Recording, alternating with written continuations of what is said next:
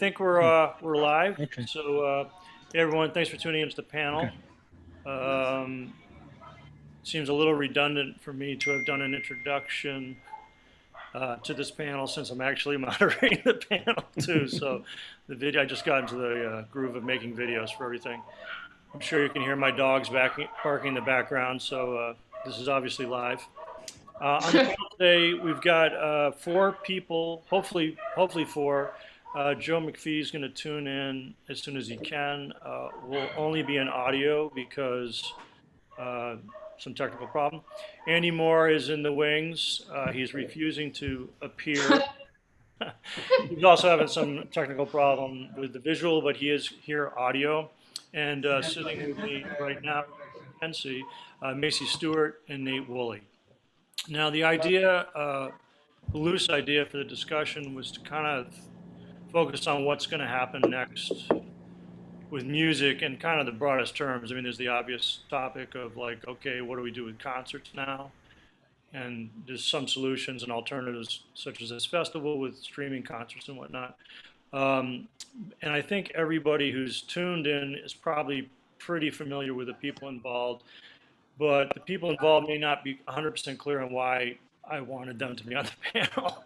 Um, Joe McPhee was very important for me because his first record as a leader came out in 1969, which means he's been involved in the music scene for half a century. And I'm not saying that to make Joe feel elderly. I'm saying that because that's astounding. And if anyone has a sense of what's been happening, Joe has seen it. So that is very key for me. Um, Andy Moore has worked touring all over Europe and North America for decades. Is associated with the X and Dogface Hermans, but also does a lot of work outside of what might be loosely considered, I don't know, post-punk music. I won't go into the long form term that's used for the X sometimes, but he has his own record label, co-runs that label on Sounds, works with different kinds of artists like the sound poet on James Chaton. So is involved in many different kinds of things, has many different perspectives, I think, based on that. Macie Stewart is known for her work with the incredible Van Ohm, also is an amazing improviser, has got feet in many different projects, tours relentlessly. I think Macie is on the road almost as much as Paul Nelson Love, which is saying a lot. This is It's hard to rehearse with Macie because she is not usually home.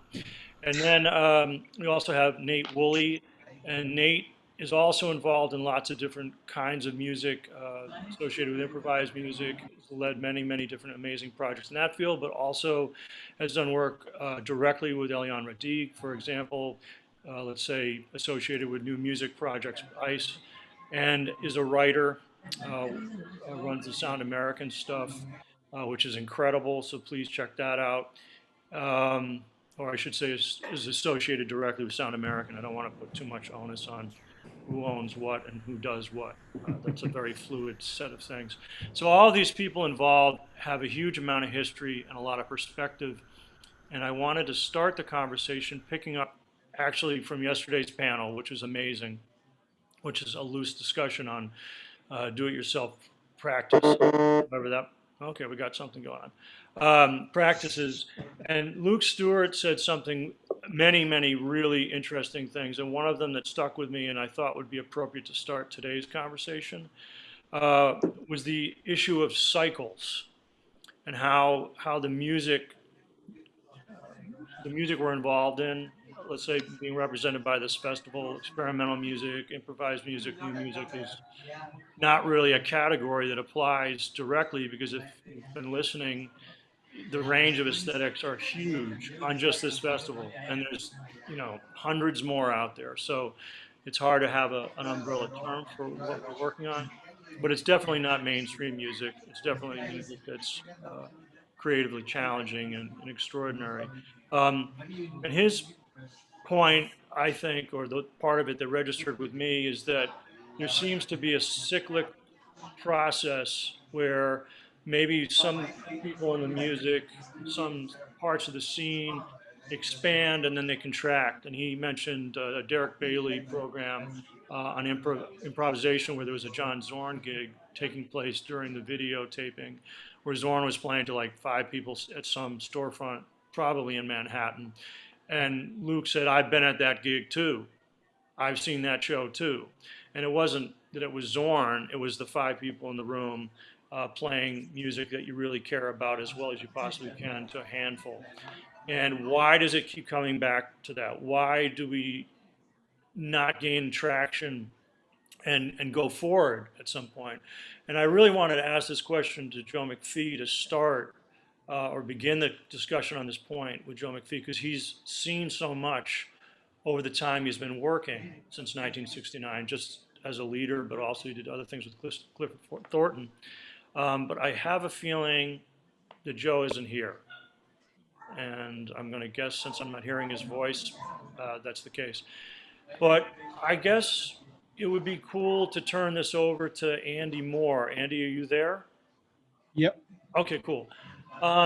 Just because out of the group of people here right now, you've been doing stuff, I think, the longest. And you've been working with underground, let's say, rock music, but also more experimental music too. And I wanted to see if you've seen patterns since the beginning of when you played with, let's say, a rise in attendance and ebbs in attendance. And if you feel there's a cycle to that, or it's just haphazard. And if you do see a cycle, do you have ideas about what might be possible to break the cycle and what may cause those cycles? And I want to present that question to everybody here because I'm really curious about that. I really never saw it as a cycle. I think haphazard was probably a better way of describing it for me. I really found it hard to define why one year we were playing. I mean, of course, certain projects attract more people, but we never why 1 year we were playing. I mean, of course, certain projects attract more people, but we never. This is weird. I'm hearing my voice back. Okay, let me turn off my speaker. Hold on. Hold on. Certain projects attract more people, but we never. Like a minute later. Okay, let me turn off my. I think we have Joe McPhee. Hold on. Okay, can you hear me? I can hear Okay. you. Okay, I'll try again. Okay, everyone's got to turn off. They have to mute the Twitch platform because otherwise we'll have the loop. Oh yeah, okay. Okay, cool. Okay. Yeah. Thanks. Hey, great to hear from you, Joe. Hey, you look good, Ken. Oh yeah. Oh, that's Joe. Okay, Hi, we have Joe McPhee on board. Patient. Whoa. Yeah. My speaker's going wild and it's flashing. You ought to see this. Okay, Let me get it up. Yeah, I think you got to mute. You got to mute the Twitch. Yeah, hold on. Whoa. My speaker's going wild and it's flashing. Let me get it up. Jesus. I think you got to mute. Okay, we muted him so much he's gone. Wow. All right. Hold on. Let me mute. Hopefully Joe will come Way back. too much tech up in here. Okay. Hey Joe, you got to mute the Twitch platform. Mute. Or use headphones. I got headphones on here. Okay. Oh, then it You go to shouldn't be able- Twitch. in effect. I don't see it. Switch. Mute. Where is it? Come on. It's in the left-hand corner. There's a little speaker, and if you click on it, you can mute it.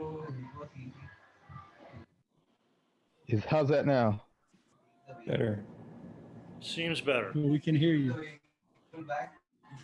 Okay. We're gonna go with that. So I don't want to repeat everything because you stepped in a little bit late, Joe. But thanks for being with us. And Yeah, I watched you. I heard it. You don't have Oh, you to heard it. repeat. Okay, great. Okay, you know what's going on. So Andy's trying to field this Okay. question about cycles in the music in terms of attendance and awareness and let's say profile. And right now he was beginning to answer that question and suggesting that instead of cycles, he sees it as being more haphazard. And if you wouldn't mind picking up from there, Andy? Yeah, I think for me, it's more project related. I think you have different success. Well, if you measure success as number of people coming to your concerts, that's another discussion. But I think different projects have different draw different number of people, and I think over the whole history of all the gigs I've done with the EX and with side project, I've really noticed that it's really been related to other musicians that we've invited, or the project, how good the project or how accessible it is. So I would say it comes more from that than from a kind of cycle of Hmm. And in more and working through less this, like, people. let's Though I've say, noticed in the last, sorry, yeah, no, go ahead. It's a bit difficult for me to hear Andy. I can hear him, but it's a bit, Okay. All right. Well, let's, okay, I'll speak closer. Is that better? yes. yeah. Yeah, definitely. I guess my question was going to be, since Okay. you perceive it as being haphazard and the different groups, if I guess part of the question is directed towards economic viability. So we're not talking qualitatively, like if the music is better because more people come, because I don't believe that for a second, but more in terms of like economic Yeah, viability of doing something that's not no, mainstream and not pop music oriented. So if you see stuff as being haphazard, yeah, so to speak, are the things yeah. that you do to try to get more people or more awareness about the projects that are less successful in terms of audience size, let's say? Or do you just let that be as it may? I think we let it be because I say we, depending on what project it is, but I don't, we don't spend a lot of time doing big promotion. That's the thing. We try to inform our audience about our projects, but it's not like we're kind of sending out thousands more bits of information for one project more than another. So, I mean, again, in the case of the X, I think it has been. I've noticed that over the years, our audience is kind of stabilized. It hasn't got less and it hasn't got more. We had periods where we had lots more people, but that was to do. We had a project with Tom Cora and a project with Gitachu, and in those periods, we just drew many, many more people. And when we sort of brought it back down to the four piece, less people came. And we never saw that as a failure or that the quality, like you say, that the quality of the music was less. Mm-hmm. So for me, that's why I think I don't see it as a cycle. I see it more. I mean, maybe haphazard's the wrong word, but No, definitely it's I follow you related to the though. project. I Okay. think. Hey, Joe, would you mind picking up this Yeah. question? Because as I mentioned earlier in the discussion, your history is spanning many decades, and I think you've seen a lot of different things. And I kind of wanted to pursue this idea that Luke Stewart brought up yesterday that, if I understood correctly, is sort of a perception of cycles in the motion of the music, and not talking about the aesthetics of the music so much, but in terms of the audience for the music, the profile in terms of awareness about the music, the size of the audiences coming, the quote unquote economic support, whether that comes through funding or record sales or attendance at audiences. Have you seen a thing like that? And if you have you been able to recognize those patterns as having a certain kind of um, cause? Is there a cause behind the patterns at all? I think he might be gone again. Okay, well, this is a new Yeah. paradigm. Okay, well, maybe Joe will come back and we'll talk to Joe too. But I want to go. I want to go with Macie. I'm going to flip it a bit. Um, as someone who's been touring so much in the last couple of years and definitely has been profoundly impacted by the lack of touring that's possible now. Um, and as someone who's, like I said earlier, worked, let's say, I don't know, an underground rock band, what you'd like to call it, obviously Mhm. makes the most sense, but also is working with improvised music. You've got that duo with Leah Cole, for example. You're in the band Marker. Those are very different kinds of music. But do you see anything like in trying to generate the forward motion for Ohm? And I think, Mhm. learning from all these different kinds of approaches is super helpful. Have you seen like a distinct trajectory, quote unquote, forward with building an audience? Or does it have an ebb and flow that's out of your control? And do you see any kind of patterns or relationship to the work that you're doing, let's say with improvised music on your own, or are they totally separate? I think that everything, it does overlap to a certain extent. I mean, with I think there are things that I think that our audience does ebb and flow, and kind of figuring out how to move forward in that is a process of like constantly taking a step in one direction and in the other direction.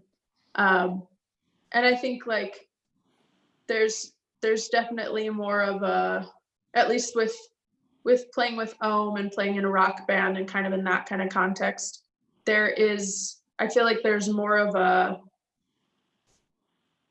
system almost set in place for how like indie rock music is supposed to go, which doesn't mean that's necessarily the right way to do it, but there's like, all of these things that you do in indie rock music to like, there's like a lot of festivals. It's kind of more of a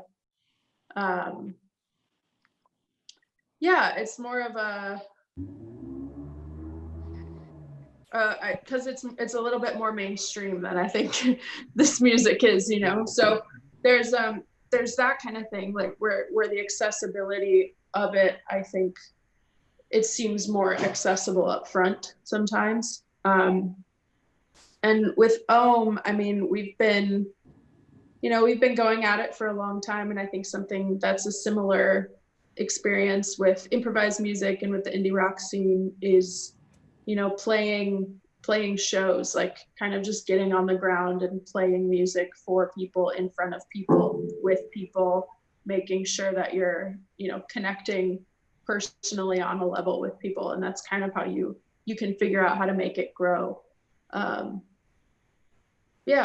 I don't know. I don't know if that really answered your question fully, but I mean, it's definitely something that I've been thinking about a lot, because it does feel like I need to use it's slightly different approaches with this kind of music and with but they also overlap in so many different ways, and trying to figure out which things you can use for each thing, to kind of move it forward and grow it into a bigger thing, whatever that means. Hey, Nate, because you do a lot of work in the, let's say, more quote unquote new music world, which in general, let's say, sometimes receives more funding than certain kinds of improvised music, or the grants that exist, or have a different kind of profile. How to kind of restructure the question a bit? I mean, do you see real differences in those worlds? Because when you look at numbers in terms of like attendance, at least based on my personal experience, and you have a lot more with the new music world than I, the audiences are parallel, like let's say in terms of size, like the number of recordings sold by established people in those fields are on par. Mainstream awareness of those different fields is kind of similar. Like, incredible musicians in the new music world may not be known well, and the same could be true for, let's say, the improvised music world, to use kind of big generalizations to get at the topic. Do you see differences in the way it's possible to accomplish things economically with new music tools, as opposed to what's at the disposal of improvised musicians to work with improvised music? Yeah, I mean, that whole idea of cyclical thinking is a purely economic idea, you know, and there's no difference between what any musician goes through and what someone that works in a coal mine goes through, or someone that owns a grocery store. The economic cycles happen whether you want them to or not. It's completely out of your control, I think. So this question, and it's been a question I've thought about for years, because it comes up a lot. It's probably more in the composed music world than I've seen in the jazz or improvised music world. But that question of what do we do to affect the cycle of getting more audience is, I've always seen as a little bit of a waste of energy, because it's not something that's in your control. I think that it's something that tends to happen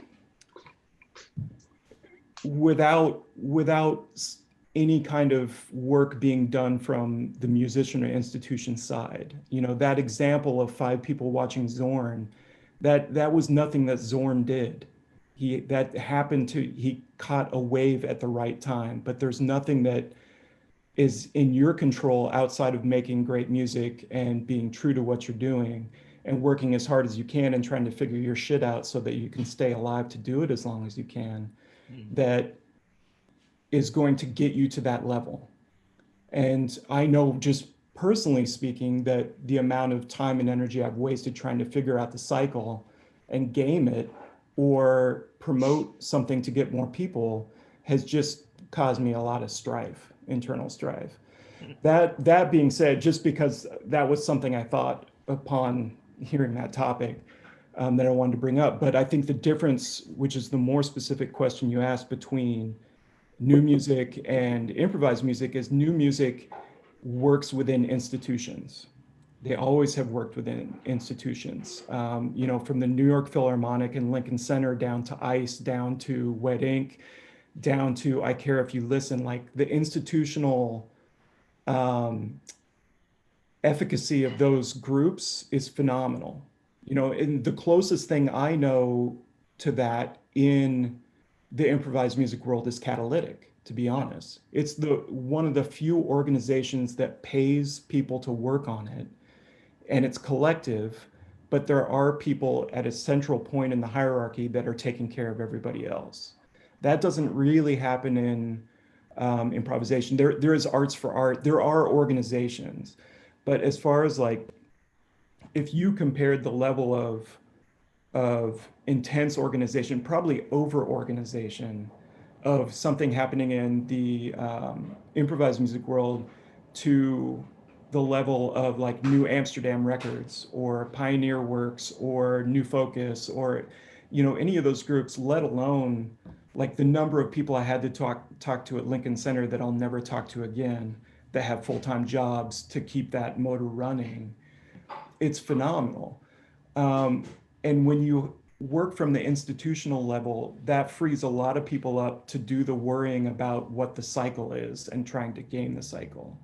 You know, if you have an organization of 30 people working on getting an artist out there or having more people come to hear an orchestra concert, that means that maybe 8 of those people are just doing press, you know, and maybe of that, 4 of them are just working with newspapers to get the word out. But when we translate that to like the personal level of saying, you know, as a musician, what do I do to get my audience? You have to realize that it's just you. And you still have to practice your horn 4 hours a day. And you still should be thinking about these other things. And you need to maintain your healthy relationships and keep your body together and keep your soul together. And so it's that difference. I'm not placing a qualitative thing on it, although I am, because I know what I want for myself. But in the grand scheme of things, it's just a decision. You know, like, how much energy do you put into trying to figure out the cycle, and how much do you put into playing lip slurs? You know, to me, lip slurs are more interesting and important right now, you know, or how much time do you spend making dinner for your partner? Like, how important is that? And if it's less important, and that's a completely valid distinction to make, then you need to start looking at how do you build an institution? Because as fucked up as that is, that's how it's going to work in the US. If you want to understand cycles and become economically viable, you need to think like a business. You need to make the individual into a business. Okay, really quickly then, because Joe, are you there? I'm here. Okay, Can you cool. hear? Okay, cool. Yeah. Hang on, because I want to get to you really quickly. But I just want to ask this, since with this perspective you've got about the differences that exist, Nate, why do you feel that in the new music world, the institutional approach is so prevalent and, let's say, workable? Because if there, let's say it's even a smaller organization and there's 10 people doing that work, that's already 10 more than normally happen in the improvised music world, which is very individually based, let's say, and there aren't really institutions or organizations. What's your feeling behind why why there's the schism there? Why aren't there institutionalized things helping improvised music? I think I don't know if I can answer why there aren't those things for improvised music. I can answer why I do think those things exist for composed music. And I think it's because in the educational system, there has been for decades and decades a curriculum to teach you how to engage with business, how to build an organization, how to um, interact with institutions, how to become a 501c3, how to write a press release. I remember friends of mine coming back from Juilliard and having to show me how to write a press release, because they learned it at Juilliard, that kind of stuff. So already there's an infrastructure for them to learn how to do it. The other thing is that they are more comfortable. This is a broad generalization, but if you look at the way the music is structured, it is structured as an ensemble in which everybody melts together to create one thing. In improvised music, we melt together to create a like 50-headed monster, and that is beautiful. That's amazing. That's why I want to play improvised music, but it sucks if you're going to try and create a business model. You know what I mean? Like, Yeah. let's look at every band that has tried to do that. Maybe the X is the only version I've seen, although Andy could probably give me a lot more examples, but like of a band that really worked on a completely democratic level that didn't end in homicide, you know? So I just think that there is a certain amount of like, there's a certain amount of predisposition to doing your part of the Henry Ford plan of like doing your bit and getting out and being cool with that. Whereas, with improvisers, you do your bit and then you think about how your bit fit and how it can maybe be better and how maybe you should get a bigger bit or a smaller bit or your bit, Mhm. there's so much of ourselves invested in it that it's harder, I think, to keep those things going. But ultimately, the big thing is that they just have been taught to enter the corporate world in that way, much better than we have as improvisers. Mhm. So if that changed, because if you're going through an academic approach to learning music, a conservatory approach, what I'm hearing is that if that started to change more in the quote unquote jazz world or improvise, I don't even know, let's say at Wesleyan, when Braxton was still teaching there, for example, those courses about that your friends received at Juilliard, they need to be instigated within that curriculum to make that change. I think so, but I don't know that that works because the reason that those things have been instigated in that world, and this is maybe the broader part of it, is that the competition is different than our competition I in the see. marketplace. If you look at the top 5 concert pianists, say, or even if you want to look at new music stuff and you look at, you know, the the 5 best new music guitarists, those people are in a lot of cases playing the same material. Mhm. So when you are not, when you can't just base your appeal to an audience on just the things you're bringing to it, but you're looking at something of like in the concert pianist version, like say this person plays Beethoven's Piano Concerto 1 in this way, and this other person plays it in this way, and this other person plays it in this way. And we're talking like 2 beats a minute difference or an articulation in the second movement. Those tiny little things, I think they look at that as a leg up. You need to have skills together to get you in the door because otherwise you're just another person playing Beethoven's First Piano Concerto. That's very different than like you playing versus Joe McPhee playing. 2 very different people, both attractive for their own reasons. Mhm. And so it's easier to just be like, the thing I'm giving you as an audience, the thing I'm presenting to the economic sphere is myself.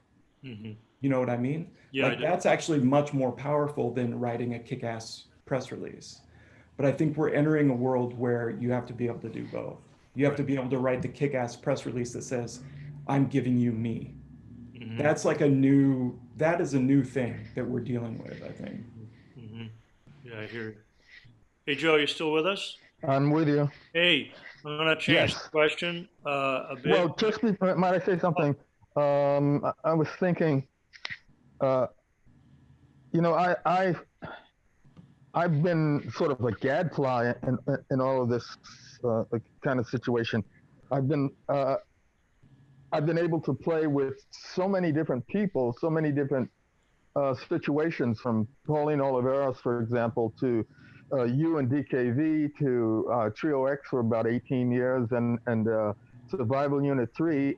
I've been like a comet flying around in galaxies. So it's not so much about me joining an institution or working with an organization. Is that nobody can figure me out, including me.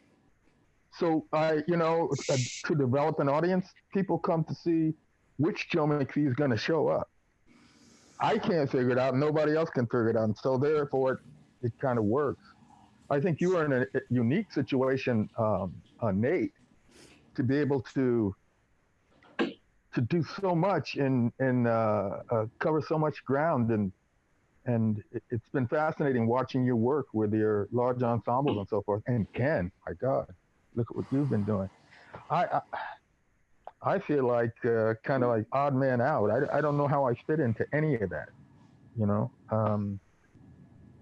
I I I bring me. That's all I can say. And I'm at the end of the whole process here, and hoping to learn. And I'm learning a lot from you, certainly. So I don't know what else I can say about that.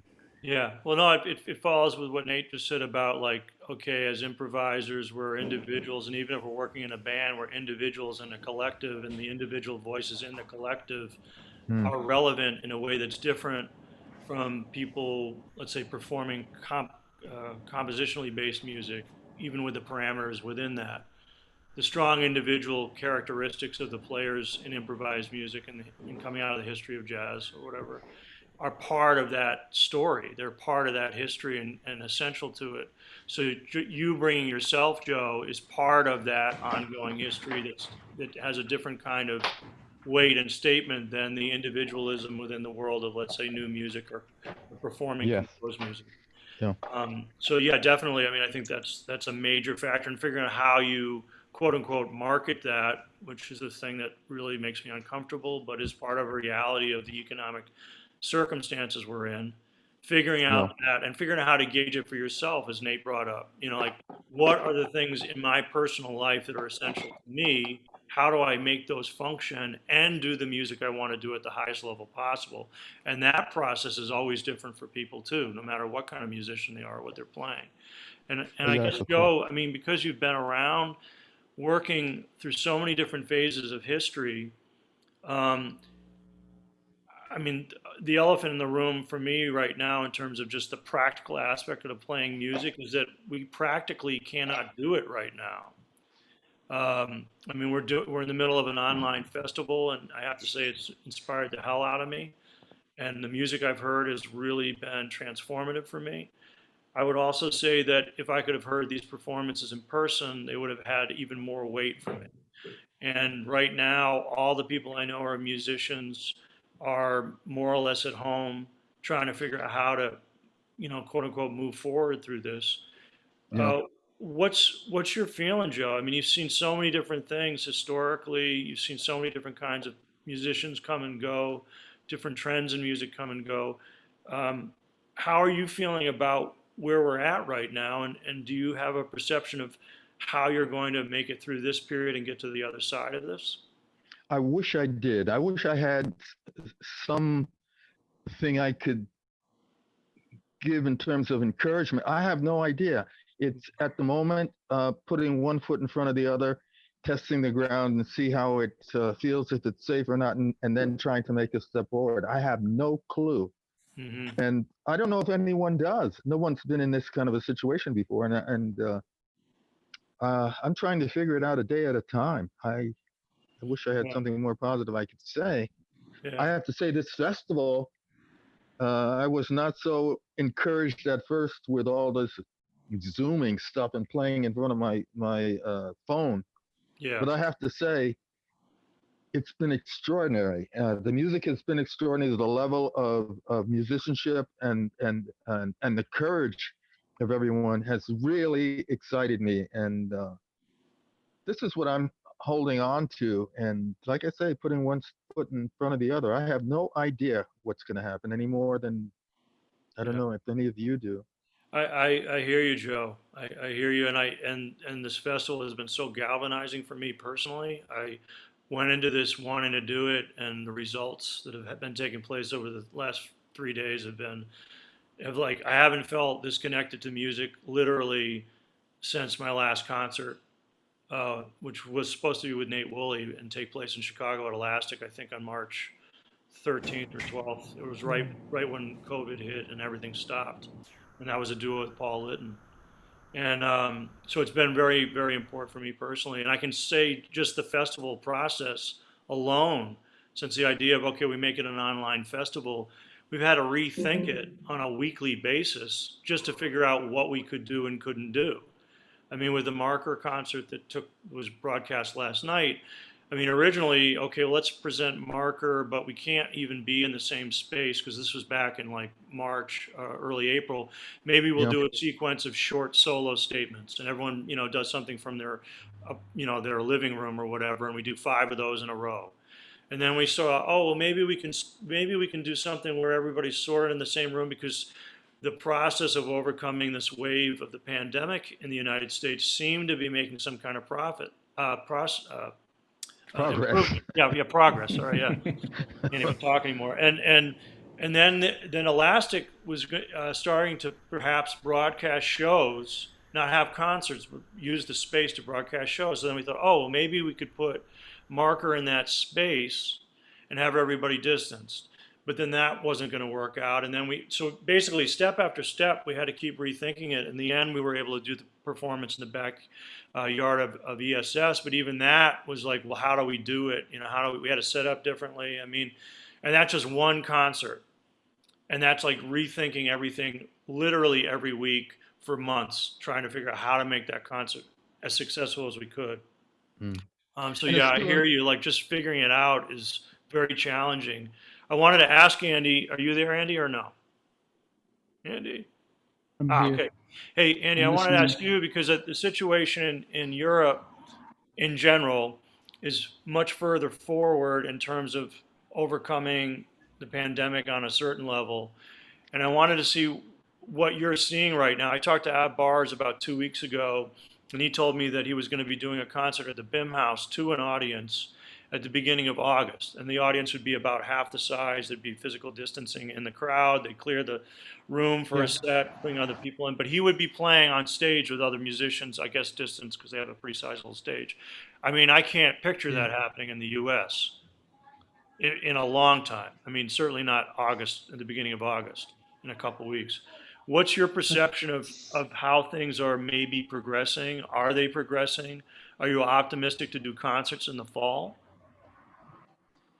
I was, but most of those have been cancelled. Most of the concerts that got rescheduled for the fall ended up being cancelled again. I was also Mhm. supposed to play in the BIM house with Jasper and a larger group, but they cancelled, and that was September. So I was quite lucky Oh, to have got that huh. his gig got through. Hmm. The X had tours set up till the end of the year, and everything's cancelled. We're not playing now till 2021 with the X. We just Wow. decided not to try and reschedule again and again because it's totally disorientating. You have like 4 or 5 different calendars, but we keep shifting gigs that get cancelled again. So we just decided.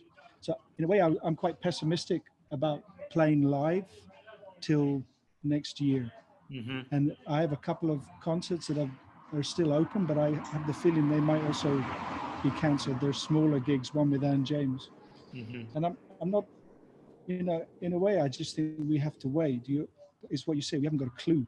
But Right. we do have one of the most unfortunate jobs for this COVID. Who wants to fucking be in a room with 250 people packed, sweating at Hmm. this moment? It's really Yeah. probably the worst job you could have, Yeah. even though it's the best job.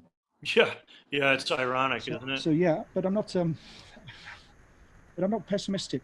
Um, I'm a little concerned because I need money at a certain point, Yeah. and now I'm painting and decorating to survive. But Mm. um, playing this gig with Terry in his house the other day Yeah. for this festival, Yeah. that It's was actually beautiful. the first time. That was the first time I played since February, and actually I didn't even pick up my guitar for 4 months. I just left it. I just thought Wow. I'm not, and it felt when I picked it up and played with Terry, I just remembered, Jesus, this is why I play music, and Yeah. I felt so good afterwards. I felt like my body came back to life or something, Yeah. and and it also made me think, I want to do more somehow, um, so, but I'm not optimistic, and I haven't got a clue. I really don't know what's going to happen. It seems that playing outside isn't such a bad thing to do. Hmm. And also maybe with experimental music, because our audiences are quite small anyway, we might actually be luckier than Jay-Z and these guys that play to these massive festivals that are all cancelled. I like how you go I saw from a gig in crowd the out to Oki recently. Jay-Z. Like there's no middle ground. The Jay-Z, yeah. No, there's nothing in between. But I saw a gig in the Oki the other day. Uh-huh. You know the Oki Yeah, yeah. in Amsterdam. And Arnold was playing. He was playing a solo set, and there was 15 people in the audience, sold out.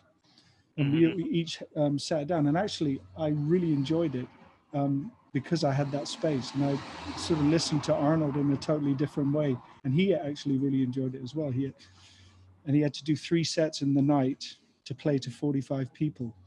So I mean, in the end, it's totally inefficient and it's financially not going to work long term. Hmm. But I don't know. I enjoyed it more than I thought I would. That was the only one I've been to. So I don't know if you've been to a live concert There in are this none. period. I guess in the States there haven't been There's any. nothing that I can think of right now. No. Yeah, it's a No. different situation. Yeah, Yeah, it's pretty yeah, bad. Yeah. Macy, yeah. And for the rest, sorry, yeah, no, no, yeah. no, no. Go ahead.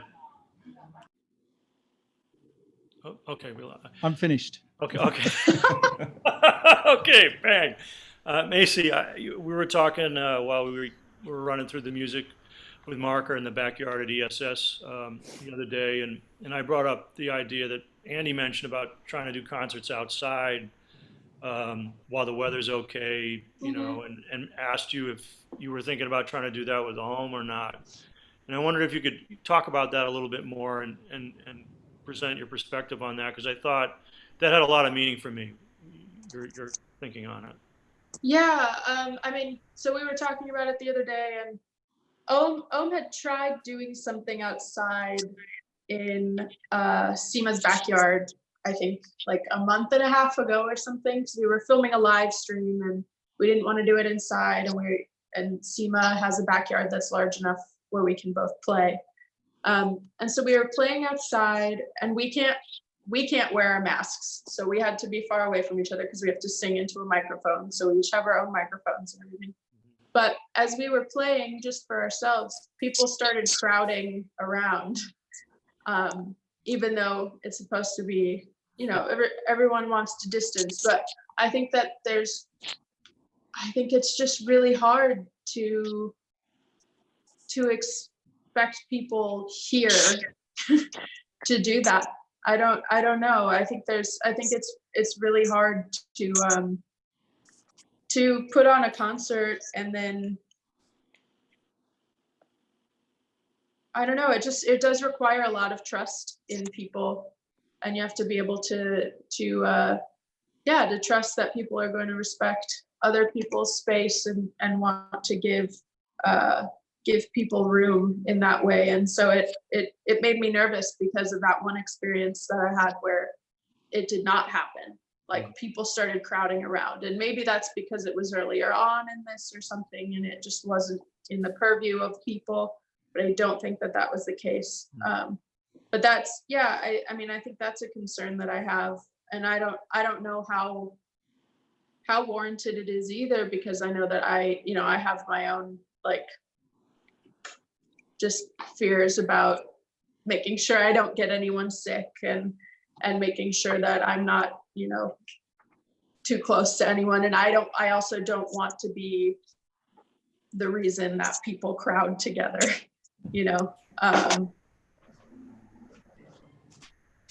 it's just so complex. I don't really know if there is a right answer, and it feels like, I think that every day I go through these ups and downs of like, no, playing music is so important, and like people need it. People need to be able to have that release, and people need to be able to like, us playing it, but also people listening to it. Music is a beautiful thing for that reason, where it's like it can help people connect, it can help people just forget about things for a little bit, or it can help people think about them even more in a different way. But then also like weighing that with also like, what is the best way to translate those kind of ideas, and can you get that across without needing to have people physically there? I can't remember if that's all of the things that we talked about, Ken. If there's something that I'm like, covers most of them. You got a good yeah. What just out of curiosity, Andy was talking about the X putting things on hold to 2021. As a band that's very active too in terms of Ohm, what's your general plan right now, or do you have one?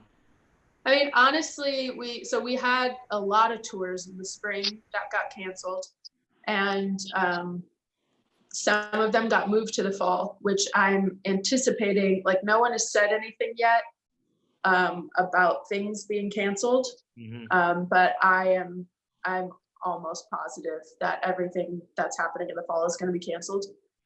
So right now, our next thing that we're looking towards is in 2021, in January. So we'll see. We'll also see what happens with that too, because it's the first time I feel like we've been confronted with something in this situation that's like so unknown.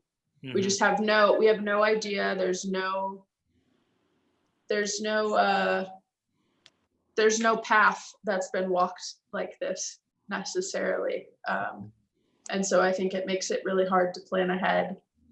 And you want to be creative in your ideas for things moving forward, but it's also hard to do that when you don't know how long it's going to last, or like how far ahead do you have to be creative and planning? Is it a year in advance? Is it just 6 months? Is it actually 2 years? Like, how much time do we have? How much time do we have to come up with something different? Because it's a different plan depending on how much time it's going to be, and that's just something that we don't have the answer to. So yeah. And Nate, maybe one more question to Nate, and I think we're running out of time, but I definitely want to get your perspective on this too. I mean, usually when you book tours, a person books tours, and let's say the improvised music circuit, you're talking at least a year and a half in advance. And I'm sure that's true with the indie rock scene. I know that, the X is planning far ahead. I'm sure Ohm is planning far ahead. You're in a situation where no one knows what's going to be a year from now. So you're kind of like in a holding pattern, but at the same time, at least I feel like I've got to try to make plans, but you don't know really how to do it. I mean, how are you contending with the circumstances, and especially with New York City, Brooklyn, the area around New York City hit so hard with the pandemic. What are the repercussions of that too? I mean, how are you dealing with it? What are you looking forward to, and how? I'm just living. It's kind of all I can do. And the quicker I realize that, the better off I am. New York is, I'm in a lucky position. So a lot of this stuff, a lot of the stuff that I'm thinking about, I'm doing from the place of being lucky enough to like still have a full-time job that I can do from home. And being able to still somehow maintain everything here without being worried about whether we're going to pay rent, which is what most people in New York are going through right now. We have a line outside our door every Friday from 8 a.m. to about 5 p.m. of people standing in line for food. It's super deep, and we're dealing with it. I mean, we've been incredibly lucky, not as lucky as the people that were able to get out because they have second homes, but we're okay. So from that perspective, I look at all of this as just trying to take advantage of what I have, which is time and space.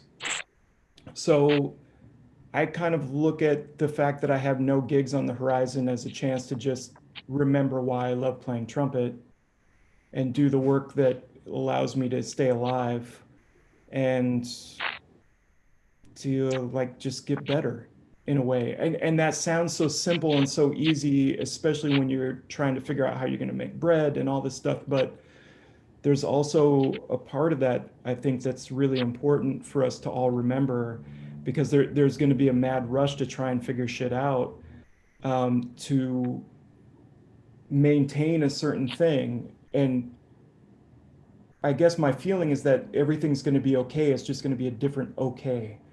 And so fighting the new okay takes us longer to get there. And that might mean that the new okay is all of us trying to figure out how to be in a room together, or it might mean like playing 6 concerts for people each in order to actually reach someone, or calling your friends on the phone in order to like feel that thing that you would normally get when you were able to be on tour with them, or any of these things. There's all these problems. Everybody's got a certain set of problems that they have to deal with on their own. Right now, the least of those problems to me is what touring is in 2021. But it's heavy though. It's a heavy thing. Where's that money going to come from? It's just, again, it comes down to that question of what are the things I can control and what are the things I can't control, and how much sleep do I lose over the shit that I don't have any control over. I can control playing trumpet to the extent that anybody can I control was it. going to say, basically, tell me. But those sorts of things, like I can control that energy, but I can't control what's going to happen. So I really am just trying my best to not get too tied up in it and just be a human and live. Yeah. Is it okay if I jump in Yeah. and also just like have an additional thing? So I, thinking about, I guess I'm just speaking from my perspective personally right now, but it's like knowing that nothing is on the books touring wise until 2021. Like it does leave a whole lot of room to like analyze how we have been touring and all of these things leading up to it, and kind of analyzing what's been going on for the last however long we've all been touring, and like kind of figuring out why do we always have, like, why do we do it, first of all, like what does it bring us, personally, emotionally, and then also realizing like there are a lot of factors in, at least in like the indie rock world. I can, thinking about like Spotify or just how like records don't make any money, and that's the reason why you kind of have to work your ass off touring, is because there's not another way to do it almost, unless you're kind of selling your music to, getting syncs or something like that, which that doesn't exist in improvised music. So there's like, I feel like I've been thinking a lot about how there are so many of these corporations like that in the indie music scene that are kind of like, and beyond, that are totally taking advantage of everything. And, you know, then it comes to be this thing where it's like, okay, well, we have all of this time off. Pretty much no one is working. So it's like the largest possibility for the largest like work strike of all time to like make these things change. But it's also like figuring out, you know, you want to be able to maintain your own personal mental health, but then it's like what things need to change, and is there a way to actually do that in a cohesive way in the music industry to, like, you know, have accessible healthcare. I mean, like, that's a thing. I don't know. I feel like I'm spitting a bunch of random things, but No. that's kind of where my brain has been at, is like, why hasn't it been this way? And why do we need to have this time period where there's like, you know, where we like no one's working because there's just no work because everything is totally screwed up. And what can we do to make it better when it does come back? Because it should not come back the same way that it has been, because it's unsustainable, and that's why it's not here. You know, and I think, you know, kind of thinking about that too, it feels dark at times. Well, I guess that was in a way why my initial question was a spill off from what Luke Stewart brought up about cycles. Yeah. You know, and I'm glad you kind of brought it back here, as we're gonna kind of have to leave the conversation so people can have a break and come back tonight and hear more music, hopefully. But to your point, I mean, I guess that's maybe idea of cycle is the wrong term, and just as haphazard might be the wrong term, or whatever.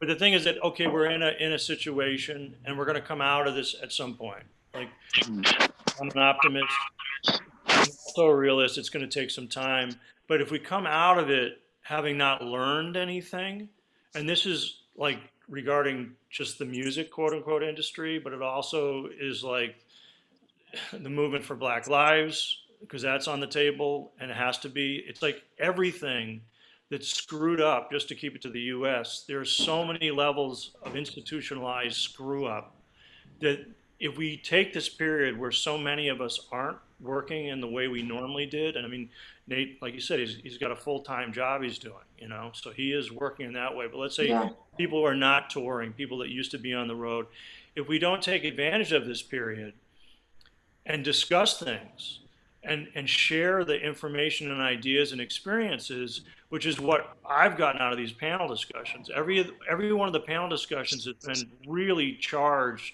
with provoking thought and questions. So, Yeah. like, to your point, Macie, in this period, like, this is a great time. One of the things we can do with the time is ask questions about what do we really want, to Nate's point. Like, what do we individually want out of our lives connected to what we do with it, whether it's music or something else? How do we want that to work for ourselves? People should have health care. You know, the idea of musicians getting paid a wage, you know, all of these things. I mean, these are huge things to tackle, but we have resources in terms of intellectual equity right now where most people are scattered all over the place and bumping into each other haphazardly. We're actually in rooms where we can talk like this. And one thing I feel very strongly is to take this set of ideas and experiences and use this time to come up with strategies that can be implemented when we're on the other side of this. So it's not business as usual, because business as usual is not working for most people.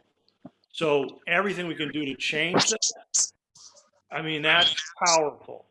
Everything on all the levels that need to get discussed and thought about. So to your point, I think this is the time. You know, 2020 is a period where the room to think has got to be grasped and it has to be applied and it has to be shared. So we're not all in our living rooms, you know, struggling with our individual stuff, which is real, Right. but we're sharing that stuff, supporting each other and sharing the knowledge. You know, like, that's why talking to Joe is so important right now, and talking to Andy, who's in another part of the world, different experiences. So I want to thank you. Ken, I Yeah. can't see you guys. I wish I could see you. I'd like to just interject something here for a moment Yeah. because Nate made me think about it. A year ago, I had a dental problem. I had to have all my teeth removed. I've been playing trumpet since I was 8 years old. All of a sudden, I can't play the trumpet. I haven't played it in a year. I've played with Nate, and I loved it, and I'm looking forward to doing it. Now I've got all this time, and the bug is around. I gotta rethink everything. I got a whole bunch of synthesizers here. I got, there's a lot of things going on. The virus is one thing. I got a lot of other stuff to figure out. And I'm looking forward to playing with all of you and to playing some duos with Nate. If you're up to it, Nate. I'm ready. I'm waiting. I'm putting the mouthpiece in my horn right now. Okay. I just want to say thank you. Thank you to all of you for, I couldn't see you and it was a little bit difficult, but thanks for everything. I absolutely enjoyed the whole conversation and the festival. Yeah, Joe, thanks for being a part of it. Really can't wait for your solo set tonight. Thanks, Andy, for being here too, at least vocally. I felt a little ghost behind me, like here. It's Andy Moore. Macie, music from everybody's been amazing, and Nate, of course. And I look forward to carrying this conversation on outside this particular chat. What, Andy? Hello? Mr. Moore? I just wanted to say about Catalytic one thing. Can you hear me? Yep. Mm-hmm. Oh, sorry. Hello? Can you hear me? Yeah. Yeah. And I had much more contact with Catalytic. During this lockdown, and I realized how valuable it is. And I really thought if you had a Catalytic in every country in the world, we would be fine. And we guys do for all these artists. We could imagine that spread out like worldwide. It would be a similar kind of organization, and I think it's great. Thanks, Andy. Absolutely. My hope is that it's just an example of nice a one. version of what the thing can be. And ideally, like other groups of people in other communities would get together and do their version of it, and then we could learn from each other. Like we're making this stuff up as we go, and I've learned more in the last 3 months of being in my home in Chicago about things to try with the collective, but it is a collective. And to your point, it would be great if more and more musicians would work together and create another kind of, let's say, set of institutions and organizations that aren't about gatekeepers, to use a thread of discussion that happened yesterday during the panel, but like openness and shared information, shared resources. Because in my personal experience, the sharing of resources, economic, intellectual, experiential, all of those things have improved my life and possibilities within my life exponentially. Holding on to stuff and not sharing, it's a dead end. And that's where the gatekeeping comes in, I think. So I hope if anything comes out of this, if one of the things comes out of this, that people look at what's happening with Catalytic as a way to do it, not the way to do it. And then they can take that and run with it, and have a thing like this in Western Massachusetts, and have it in, Amsterdam, and have it in everywhere, every place you can think of. Because then we'd have a lot more musicians working together to overcome the quote unquote industry and the institutions that are preventing people from getting their work to more individuals, to generating more ideas, more perspectives, and that's all really possible. It takes some work, but we can do it. We can share it, and so thank you very much for saying that, Andy. I found the thing in the last few months that it really has galvanized me in terms of what we can do as a group, and this weekend's been super inspiring. I haven't felt this good, honestly speaking, personally, in months. And so thanks to all of you for being part of it, a huge part of it. And I can't wait to what comes next, to be honest. It's going to be different. It's going to be strange, but it's going to be beautiful too. So thanks, guys. Thanks, Ken. Tonight, real quickly. Thank you, Ken. Oh, yeah, Macie, thank you. Take care, guys. Hey, bye, Joe. I should mention at 7 p.m. Central Time, the second half of the program today starts. It's going to be brilliant. First up will be Ikue Mori. Then Clara Rousset will do some solo work. There'll be a trio with Ben Hall, Bonnie Jones, and Luke Stewart. Joe Morris will play solo, and the festival will conclude by a solo performance from Joe McPhee. See you then, and thanks to everybody. It's been a spectacular event. Yay. Hey, cheers. Thanks, Ken. Yeah, thanks, Bye, Andy. Nate. Thanks, Bye, Macie. Nate. Bye. Bye. See you, Nate. Bye. Thanks, Joe. Bye, Cheerio. everybody. Thanks, Sam.